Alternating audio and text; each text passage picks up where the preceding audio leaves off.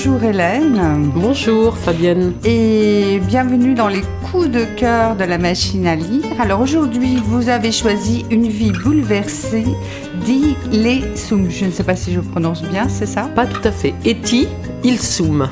Eti Ilsum. Voilà, tout à fait, qui est en poche. Alors, est-ce que vous pouvez nous parler un petit peu de ce titre, Une vie bouleversée, qui m'a beaucoup interrogée? Une vie bouleversée, c'est le journal d'une jeune femme juive de 27 ans, entre 41 et 43.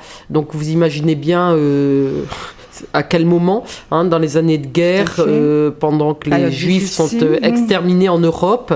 Et en fait, j'avais lu ce livre il y a très très très longtemps, mais quand vous m'avez demandé, Fabienne, de choisir des livres, je me suis dit que c'est un livre qui a tellement d'espérance, malgré les circonstances, la guerre, l'extermination. Elle va évidemment aller à, je ne sais plus si c'est à Westerbork ou à Auschwitz. Elle est morte à Auschwitz, oui, c'est ça.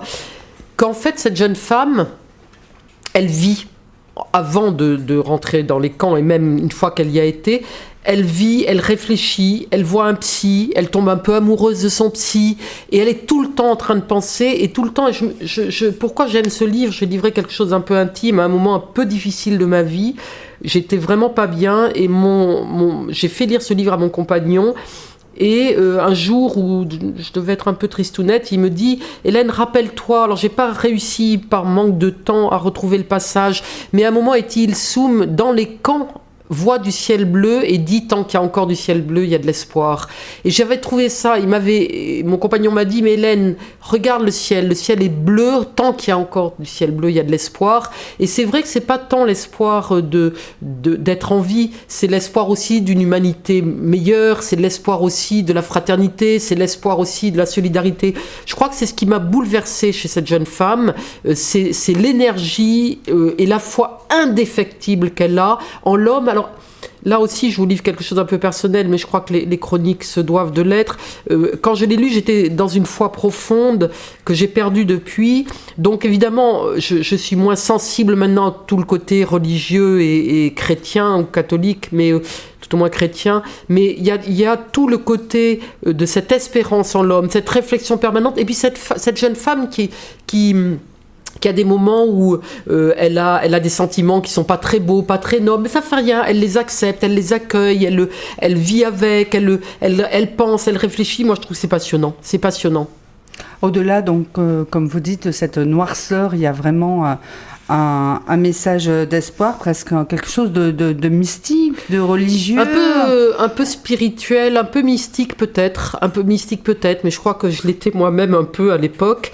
Mais c'est surtout aller chercher au plus profond de soi la petite lumière. Je ne sais plus quel est le très grand auteur, j'ai peur de dire des bêtises, qui disait quand on n'a plus assez de musique en soi pour faire danser la vie. Et je crois qu'Eti, elle a toujours eu assez de musique en elle pour faire danser la vie. C'est-à-dire que je crois que c'est une femme qui a toujours trouvé cette énergie-là. Et vous savez, elle avait 27 ans, entre 41 et 43, elle avait 27 ans. Donc elle est morte jeune, elle a vécu l'horreur. Et je trouve que ce livre est d'une joie, d'une beauté, d'une énergie. C'est pour ça que je me suis permise de le choisir pour des gens qui sont peut-être hospitalisés pour un temps bref ou plus long. Parce que je me disais, en fait, il y a beaucoup d'espérance là-dedans. Oui, contrairement à ce qu'on pourrait penser. Contrairement à ce que, tout à fait. Quand on voit le titre et le sujet, nos auditeurs, lecteurs pourront y trouver aussi beaucoup de messages d'espoir. C'est sa vie aussi, vous voyez, là je regardais des passages. Il faut songer à faire le lit de Anne et à préparer la leçon pour notre disciple, mais voici le programme du week-end. Aimer mon père au plus profond de moi, lui pardonner de venir m'expulser de ma tranquillité égoïste. En fait, je l'aime beaucoup, mais d'un amour compliqué. Ouais, c'est ça, Eti, c'est-à-dire qu'elle est à la fois en train de préparer la soupe et puis en même temps elle pense à son amour pour ses parents. La vie continue. La vie avant tout. La vie avant tout. Et puis ce lien avec son psychiatre ou psychanalyste, je ne sais plus, dont Spire, dont elle est un peu amoureuse certainement, mais rien de tout cela n'est indécent. Ce que je veux dire, ça ne parle que de la vie, en fait. Ça ne parle que de la vie. Alors, bien sûr, quand on voit Une vie bouleversée d'Eti Ilsum, on peut s'empêcher de penser au journal d'Anne Frank. Est-ce que Oui, Il y a quelque vous avez chose, tout à fait raison. Ça journal parle quand même intime, toujours de la même chose, sauf que Etty est beaucoup plus dans le quotidien. Et dans les sentiments du quotidien. Vous voyez, elle va écrire: ce matin, paix profonde en moi, comme après une tempête, le calme revient toujours. Après des jours de vie intérieure intense, de recherche de la clarté, d'accouchements douloureux, de phrases et de pensées qui refusent de venir au monde, d'énormes exigences vis-à-vis de moi-même et de priorité absolue à la recherche d'une forme personnelle. Soudain, tout cela s'écarte de moi. Une fatigue bienfaisante descend sur mon esprit. Vous voyez, c'est ça, c'est-à-dire qu'elle est dans un quotidien et dans une espèce de spiritualité et d'énergie magnifique. Alors, est-ce que vous pouvez nous faire une petite lecture? Une petite lecture, je vous en ai déjà fait. Encore. Alors, par exemple, or la seule vraie certitude touchant notre vie et nos actes ne peut venir que des sources qui jaillissent au fond de nous-mêmes. Je le dis en cet instant avec beaucoup d'humilité et de gratitude et je le pense profondément. Vous voyez, ça, c'est des petites phrases comme ça. Aimer ses parents au plus profond de soi, c'est-à-dire leur pardonner toutes les difficultés qu'ils vous ont fait endurer du seul fait de leur existence. Par la dépendance, le dégoût, la complexité de la vie.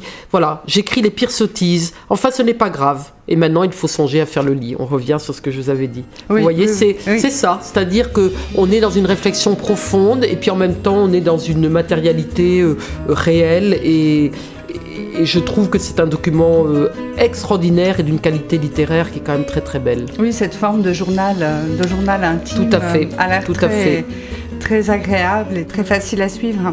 Vous pouvez trouver ce livre, Une vie bouleversée, d'Etty Ilson à la machine à lire. Merci Hélène d'avoir partagé votre coup de cœur et à très bientôt. À très bientôt, merci à vous.